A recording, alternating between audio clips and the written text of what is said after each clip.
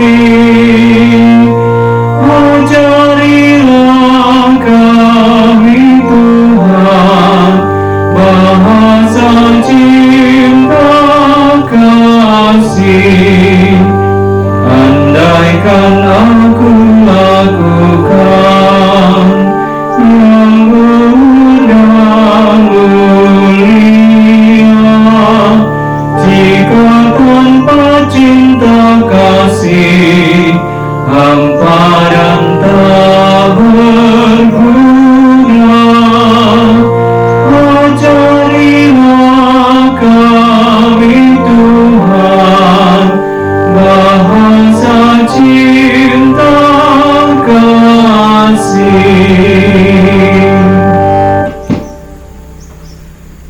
Dalam nama Bapa dan Putra dan Roh Kudus. Amin. Tuhan sertamu dan sertamu juga. Saudara-saudariku yang terkasih dalam Tuhan Yesus Kristus, kita kembali berkumpul untuk mendengarkan dan mendalami sabda Allah di tengah situasi pandemi yang dialami oleh negara kita dan banyak negara yang lain. Dalam bulan Kitab Suci Nasional pada tahun 2020 ini kita akan mendalami tema mewartakan kabar baik di tengah krisis iman dan identitas. Kita akan mendalami teks Kitab Suci yang berisi kabar baik bagi orang-orang yang menghadapi krisis iman dan identitas. Dalam kabar baik ini kita akan melihat kebenaran mengenai Allah yang kita imani dan memahami identitas kita di hadapan Allah. Dengan pemahaman ini kita dapat menolong saudara dan saudari kita yang sedang mengalami krisis iman dan identitas sebagai orang Katolik, sebagai pengikut Kristus. Dalam pertemuan yang pertama ini kita akan mendalami dari sabda Tuhan dari surat pertama Rasul Yohanes bab 4 ayat 7 sampai 21 yang menegaskan bahwa Allah adalah kasih. Saudara dan saudariku yang terkasih, mari kita mempersiapkan hati kita untuk mendengarkan sabda Tuhan. Kita hening sejenak.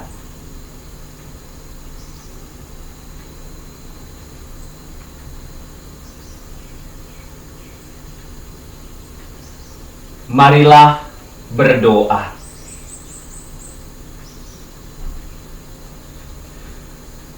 Allah Bapa yang Maha Pengasih, puji dan syukur kami aturkan kepadamu karena segala berkat-Mu, terutama karena Engkau telah mengasihi kami. Kami hendak mendengarkan sabda-Mu yang mengajak kami untuk melihat Dikau sebagai kasih. Kami mohon, utuslah Roh Kudus-Mu untuk membantu kami memahami sabda-Mu, dan berikanlah kami kesanggupan untuk mengasihi Dikau dan sesama di dalam kehidupan kami setiap hari tanpa membeda-bedakan. Demi Kristus Tuhan dan pengantara kami. Amin. Saudara dan saudariku yang terkasih, mari kita mendengarkan sabda Tuhan dari surat pertama Rasul Yohanes bab 4 ayat 7 sampai 21. Allah adalah kasih.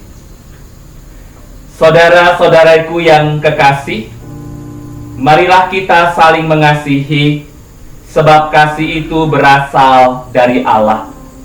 Dan setiap orang yang mengasihi lahir dari Allah dan mengenal Allah. Barang siapa tidak mengasihi, ia tidak mengenal Allah, sebab Allah adalah kasih.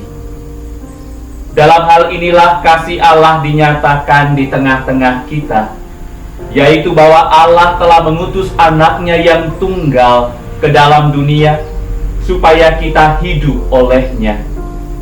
Inilah kasih itu, bukan kita yang telah mengasihi Allah, tetapi Allah yang telah mengasihi kita dan yang telah mengutus anaknya sebagai pendamaian bagi dosa-dosa kita. Saudara-saudaraku yang kekasih, jikalau Allah sedemikian mengasihi kita, maka haruslah kita juga saling mengasihi. Tidak ada seorang pun yang pernah melihat Allah. Jika kita saling mengasihi, Allah tetap di dalam kita dan kasih-Nya sempurna di dalam kita. Demikianlah kita ketahui bahwa kita tetap berada di dalam Allah dan Dia di dalam kita. Ia telah mengaruniakan kita mendapat bagian dalam Roh-Nya. Dan kami telah melihat dan bersaksi bahwa Bapa telah mengutus anaknya menjadi juru selamat dunia. Barang siapa mengakui bahwa Yesus adalah anak Allah, Allah tetap berada di dalam dia dan dia di dalam Allah. Kita telah mengenal dan telah percaya akan kasih Allah kepada kita. Allah adalah kasih.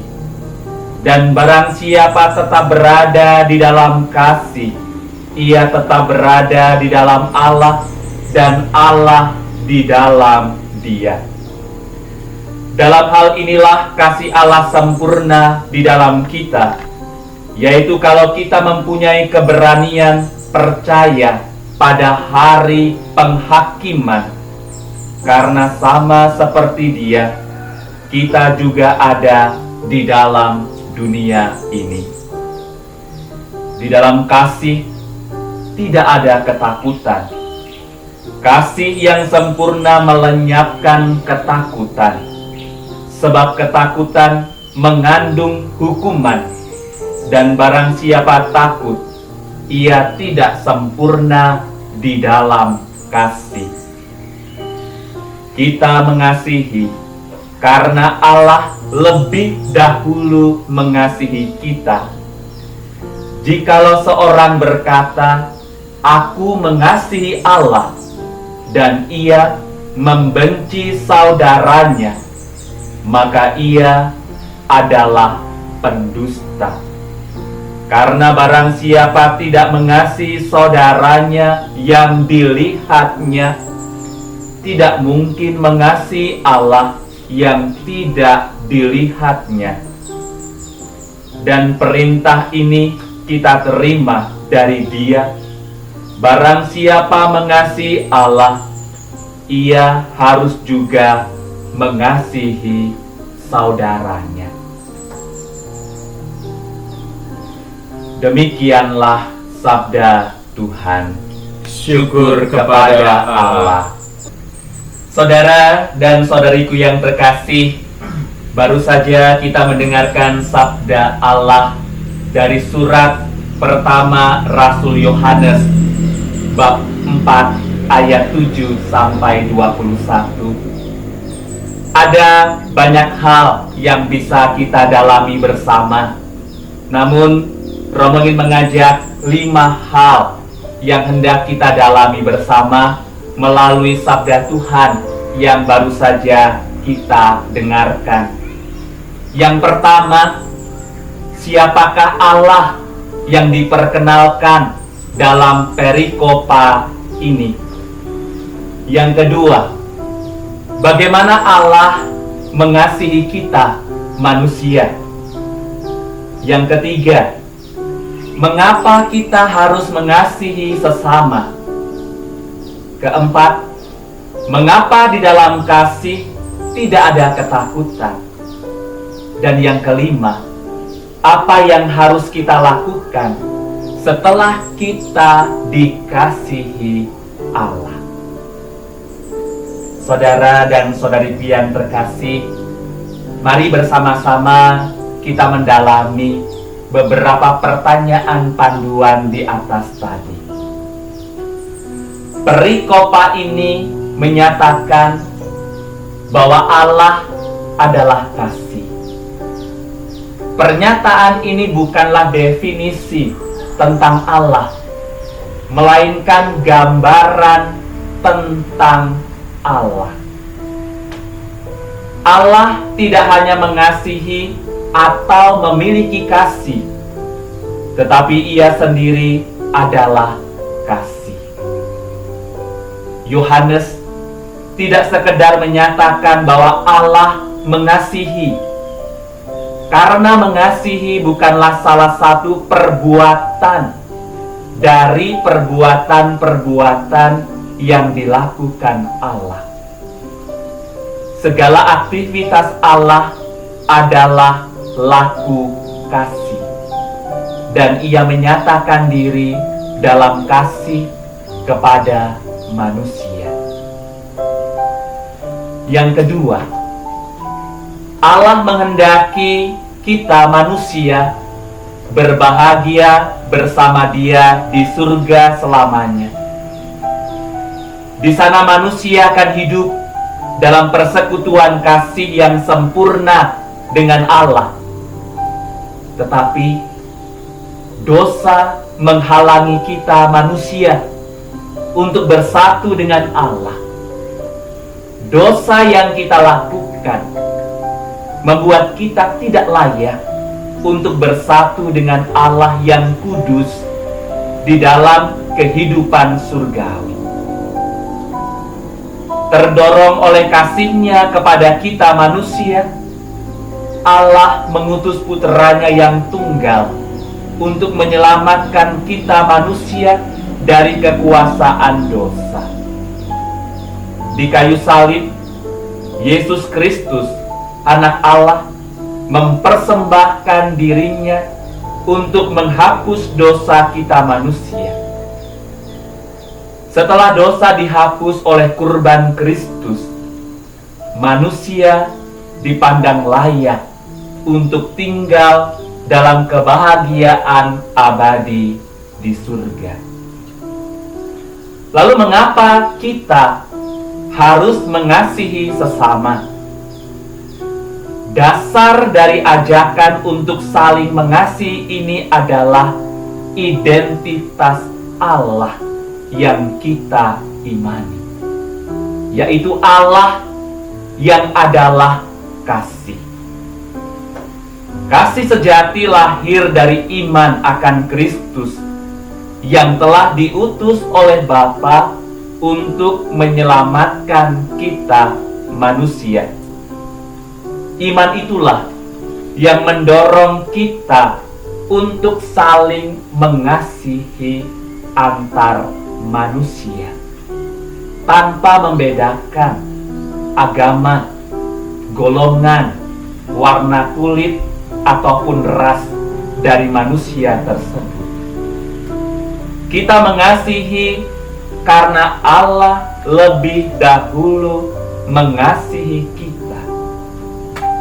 Hanya mereka yang telah mengalami kasih Allah secara nyata dapat membagikan kasih itu kepada sesamanya.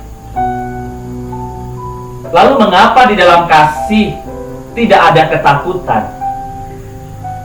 Kasih Allah akan menjadi sempurna di dalam kita kalau kita sendiri memiliki keberanian untuk percaya pada hari penghakiman.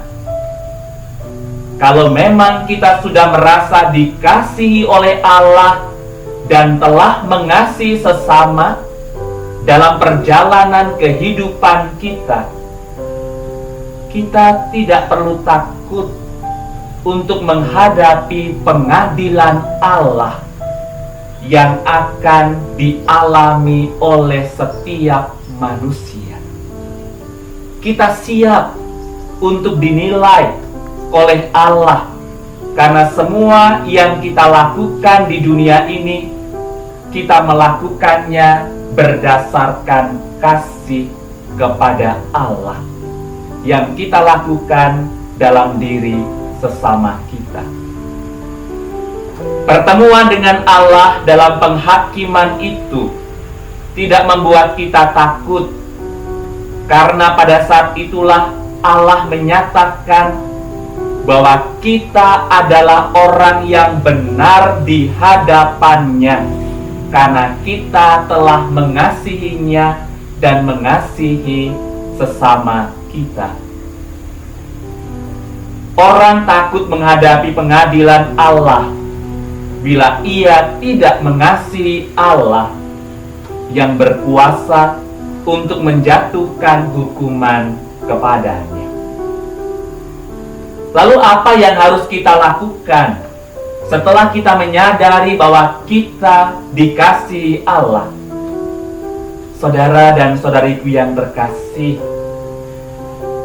Allah tidak menunggu kita mengasihi dirinya dan baru kemudian Ia mengasihi kita. Kasih Allah kepada kita sama sekali bukan balasan atau imbalan atas kasih kita kepadanya, tetapi kasih kita merupakan tanggapan atas kasih Allah yang tak terbatas dan abadi. Tanggapan ini hanya mungkin diberikan bila kita mengerti bahwa Allah mengasihi kita dengan kasih yang sedemikian besar.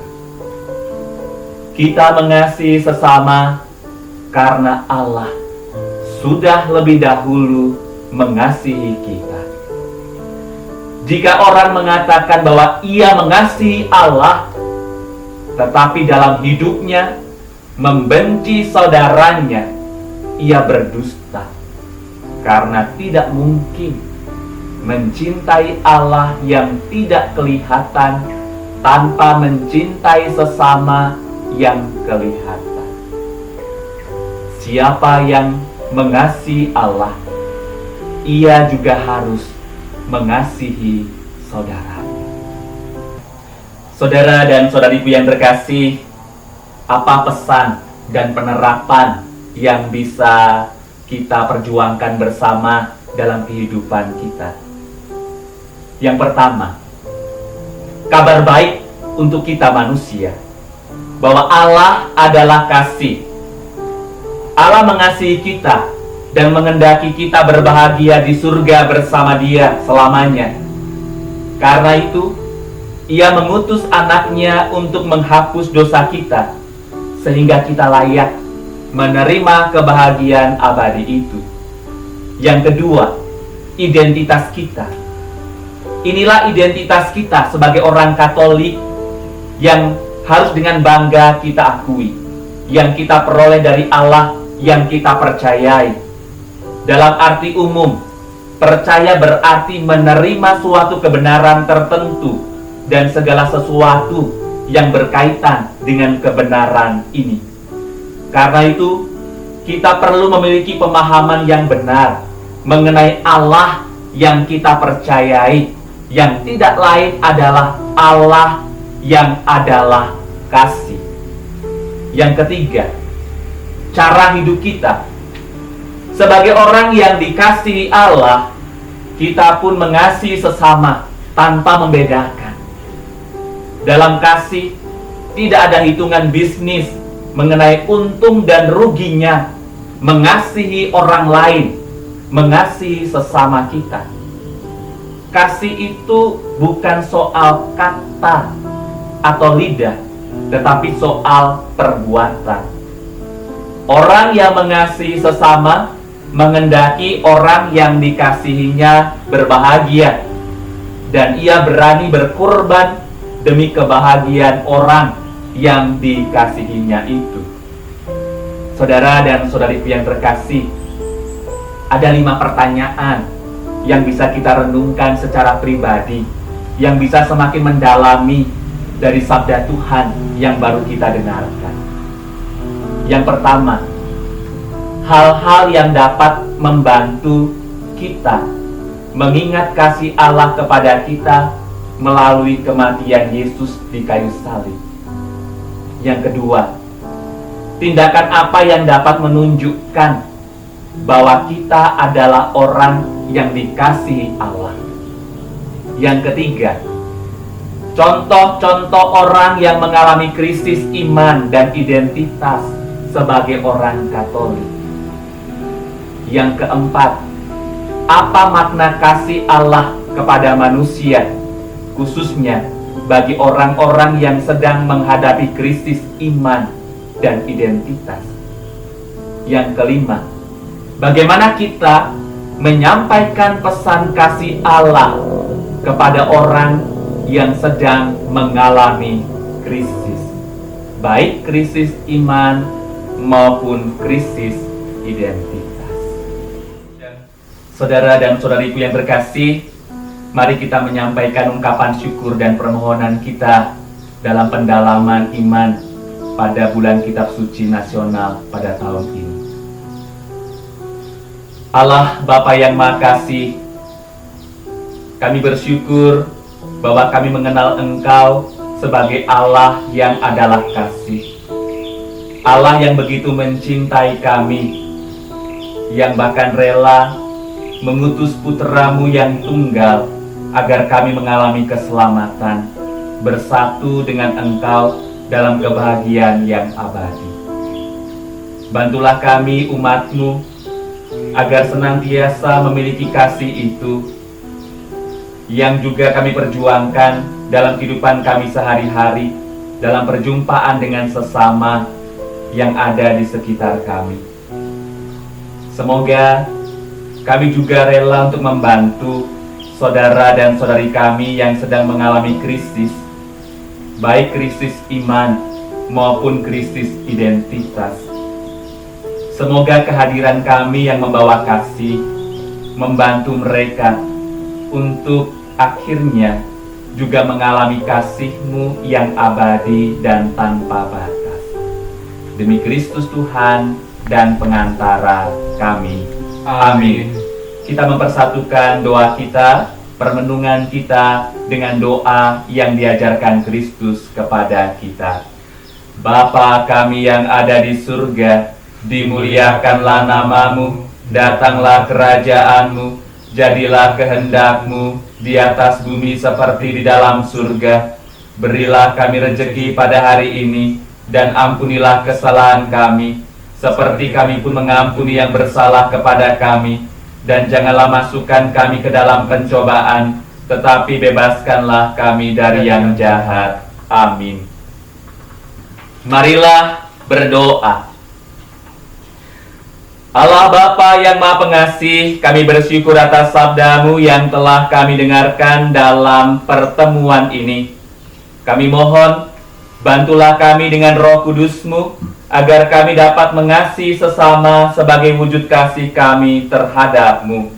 Anugerahilah kami bersama dengan seluruh anggota keluarga kami rahmat sukacita, kegembiraan dan kesehatan dalam mencintai-Mu dan mengasihi sesama. Demi Kristus Tuhan dan pengantara kami. Amin. Tuhan serta-Mu dan serta-Mu juga. Kita senantiasa dinaungi oleh berkat Allah yang Maha Kuasa, Bapa dan Putra dan Roh Kudus. Amin. Kita tutup dengan lagu penutup Ajarilah Kami Tuhan, Madubakti nomor 400 ayat 3 dan 4.